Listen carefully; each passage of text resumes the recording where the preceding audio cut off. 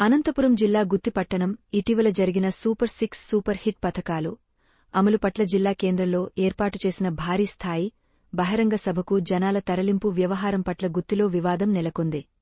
Municipality పరిధిలో 24వ వార్డులో ప్రజానికం తరలింపు చాలా తక్కువగా ఉందని పార్టీ పట్టణ కన్వీనర్ ఎంకె చౌదరి ఆ వార్డు ఇన్ఛార్జ్ శ్రీనాథ్కు ఫోన్ చేసి వివరాలు అడిగాడు.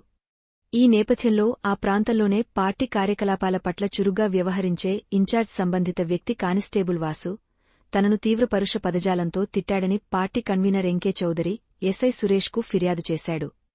గతంలోనూ అతడు తన పట్ల ఈ విధంగా వ్యవహరించాడని, తన అంతు చూస్తానని బెదిరించినట్లు ఫిర్యాదులో పేర్కొన్నాడు. ఈ వ్యవహారం ఆర్టీసీ బస్టాండ్ ఎదురుగా ఉన్న ఆర్బ్ల్యూఎస్ కార్యాలయం ప్రాంగణంలో జరిగింది. ఈ వ్యవహారం కాస్త ఎమ్మెల్యే గుమ్మనూరు జయరాం వరకు చేరింది.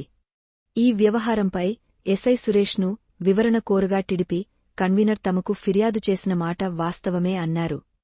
ఈ సంఘటన పట్ల విచారణ చేస్తున్నామని, తదుపరి తగు పరంగా చర్యలు చేపడతామన్నారు.